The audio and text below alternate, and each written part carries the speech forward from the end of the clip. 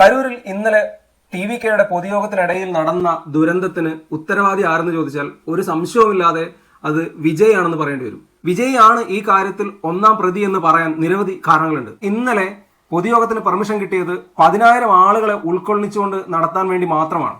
അപ്പൊ അങ്ങനെ ഒരു പെർമിഷൻ കിട്ടുന്ന സമയത്ത് അതിനപ്പുറത്തേക്ക് ആളുകൾ വരുമെന്ന് ഉറപ്പായിട്ടും സംഘാടകർക്ക് അറിയാം. കാരണം വിജയുടെ മാനാടിന് പല സ്ഥലങ്ങളിൽ തടിച്ചുകൂടിയത് ലക്ഷക്കണക്കിന് ആളുകളാണ്. അപ്പൊ അങ്ങനെയുള്ള സമയത്ത് വെറും 10,000 ആളുകൾക്ക് പെർമിഷൻ കിട്ടിയിരിക്കുന്നു എന്നറിയുമ്പോൾ തീർച്ചയായിട്ടും അവർ ആ പരിപാടി വേണ്ടാന്ന് വെക്കണം. അതല്ലെങ്കിൽ 10,000 അല്ലെങ്കിൽ 15,000 20,000 ആളുകൾ പങ്കെടുത്താൽ പോലും ഇത്രയും വലിയ ദുരന്തം ഉണ്ടാവില്ല. അതിലേറെ ആളുകൾ വരാനുള്ളൊരു സാധ്യത അവർ ഒഴിവാക്കണം. അത് രണ്ടുപേർ ചെയ്തിട്ടില്ല. രണ്ടാമത്തെ കാര്യം, ഈ ഒരു ചടങ്ങിലേക്ക് വിജയ് വരുമെന്ന് പറഞ്ഞത് ഏതാണ്ട് ഉച്ചയ്ക്ക് 12 മണിയോട് 12:30 കൂടിയാണ്. വിജയ് അവിടെ എത്തുന്നത് ഏതാണ്ട് 7 മണിക്കാണ്. 1-2 മണിക്കൂറുകൾ വൈകുന്നത് നമുക്ക് മനസ്സിലാക്കാൻ പറ്റും. പക്ഷെ അതിനപ്പുറത്തേക്ക് വിജയ് വൈകിയത് തന്നെയാണ് അത്തരത്തിലൊരു ദുരന്തത്തിലേക്ക് കാര്യങ്ങൾ കൊണ്ടെത്തിച്ചത്. കാരണം അവിടെ സ്ത്രീകളും കുട്ടികളും അടക്കം മരിച്ചിട്ടുള്ളത് നിർജ്ജലീകരണം കാരണവും അതുപോലെ ശ്വാസം മുട്ടിയുമാണ്.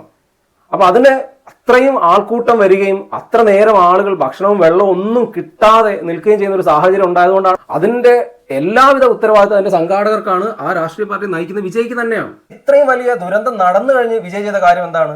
ഒരു രാഷ്ട്രീയ നേതാവ് എന്ന നിലയ്ക്ക് അല്ലെങ്കിൽ ഒരു പൊതുപ്രവർത്തകൻ എന്ന നിലയ്ക്ക് വിജയ്ക്ക് ഏറ്റവും കളങ്കുണ്ടാക്കുന്ന പ്രവൃത്തി വിജയ് ആ ഒരു ദുരന്തത്തിന് ശേഷം ചെയ്ത ഈ കാര്യമാണ്. കരൂരിലേക്ക് എത്താൻ വേണ്ടി വിജയ് 6-7 മണിക്കൂറുകൾ വൈകി നമുക്കറിയാം. എന്നാൽ ആ ദുരന്തം നടന്നു കഴിഞ്ഞ ഉടനെ തന്നെ വിജയ് ചാർട്ടേഡ് ഫ്ലൈറ്റിൽ ചെന്നൈയിലേക്ക് പോവുകയും സ്വന്തം വീട്ടിലെത്തി അവിടെ വിശ്രമിക്കുകയാണ് ചെയ്യുന്നത്.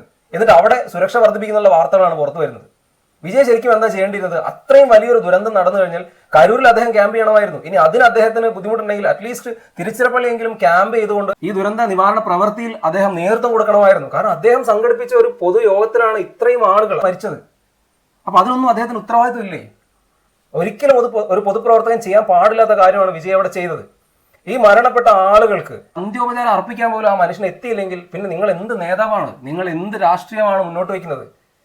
നിങ്ങളെ ഞാൻ സംരക്ഷിക്കുമെന്ന് എല്ലാ വേദിയിലും പ്രസംഗിക്കുന്ന അങ്ങ് ചെയ്തത് അങ്ങേയറ്റം അപലപനീയമായ കാര്യമാണ്.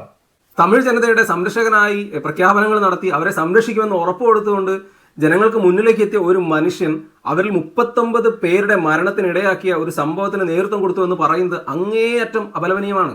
ഒരു സൈഡിൽ ഈ ദുരന്തത്തിൽ മരിച്ചവരുടെ ഉറ്റവർ ഉടയവരൊക്കെ കരയുന്ന കാഴ്ച, കല്യാണം തീരുമാനിച്ചവർ, കുട്ടികൾ, ഇങ്ങനെ ഒരുപാട് പേര് മരിച്ചിട്ട് അവരെ നെഞ്ചോട് ചേർത്തുകൊണ്ട് കരയുന്ന ഒരു കാഴ്ച കാണുമ്പോൾ അപ്പുറത്തൂടെ സ്ക്രോള് പോകുന്നത് വിജയുടെ വീട്ടിൽ സുരക്ഷ വർദ്ധിപ്പിച്ചു എന്നാണ്. സിനിമയല്ല മിസ്റ്റർ വിജയ് ജീവിതം എന്ന് പറയുന്നത്. സിനിമയിൽ എഴുതി തന്ന ഡയലോഗുകൾ കാണാതെ പഠിച്ച് പറയുന്ന പോലെ അല്ല പൊതുജന പ്രവർത്തനം എന്ന് പറയുന്നത്. അങ്ങയുടെ രാഷ്ട്രീയത്തോട് അങ്ങേയറ്റം വിയോജിപ്പ് ഇന്നലേക്ക് മുൻപേ തന്നെ ഉണ്ട്. ഇന്നലെ അങ്ങേ കാണിച്ചു കൂട്ടിയ കാര്യങ്ങൾ കൂടെ ആലോചിക്കുമ്പോൾ അത് അങ്ങേയറ്റം ദുർഭാഗ്യകരമെന്നാണ്. അങ്ങനെയൊക്കെ ഒരു പൊതുപ്രവർത്തകനെ തുടരാനുള്ള യോഗ്യത പോലുമില്ല.